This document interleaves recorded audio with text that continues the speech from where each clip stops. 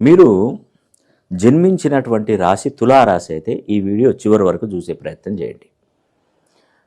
ఎన్నో సంవత్సరాల నుండి తులారాశి గురించి నేను చెప్తూనే ఉన్నాను, చాలా వరకు చెప్తూనే ఉన్నానండి.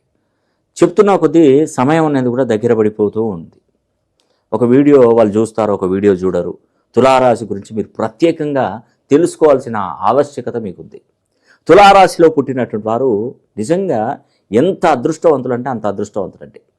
ప్రపంచంలో మీరు ఏ మూలకున్నా ఎక్కడున్నా తులారాశి వారు ప్రత్యేకించి ఒక్కసారి నన్ను కలుసుకునే ప్రయత్నం చేయండి.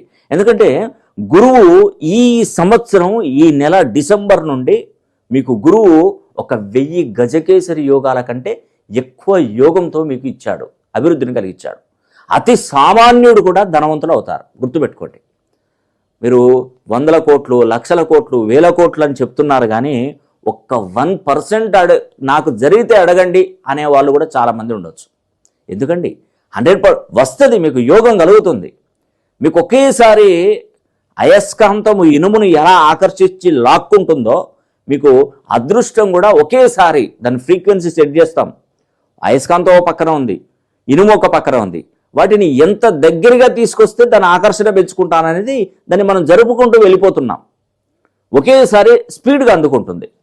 తులారాశి వారికి మెయిన్గా మీ కష్టాలకు ప్రతిఫలం లభించే రోజులు వచ్చినాయి, ఆల్రెడీ నడుస్తుంది. ఇక మీరు ఇలాంటి అవకాశము వచ్చినా దాన్ని అసలు వదులుకోకూడదు. ఇక నుంచి గట్టిగా ప్రయత్నించండి. ఉద్యోగ విషయంలో పిల్లలకి, విదేశాలలో ఉన్నటువంటి వారికి మంచి జరిగే అవకాశం తులారాశి వరకు. మీరు ఏ రాశి అంటే తులారాశిలో పుట్టినటువంటి వారు, మీ తల్లిదండ్రులు మిమ్మల్ని ఎంతో కష్టపడి అక్కడికి పంపించారు, మీకు ఉద్యోగం దొరుకుతుంది.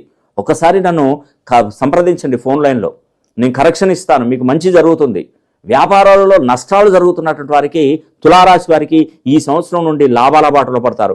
నేను చెప్పేది ఒకటే, మీ జాతక కుండలిని ఒక్కసారి నా దగ్గరికి పంపిస్తే నేను క్షుణ్ణంగా పరిశీలన చేసి పేరులో ఉన్నటువంటి సంఖ్యాబలాన్ని మినిమం డిగ్రీస్ ఫ్రీక్వెన్సీలో కనుక మనం మార్పు చేసుకుంటే ఇంకా తిరుగుండదండి తులారాశి వారికి. కాబట్టి మీరు ఒక్కసారైనా మీరు తులారాశిలో మీరు జన్మించినట్టయితే ప్రపంచంలో ఏ మూలకున్నా కూడా ఒక్కసారి నన్ను సంప్రదించే ప్రయత్నం చేయండి.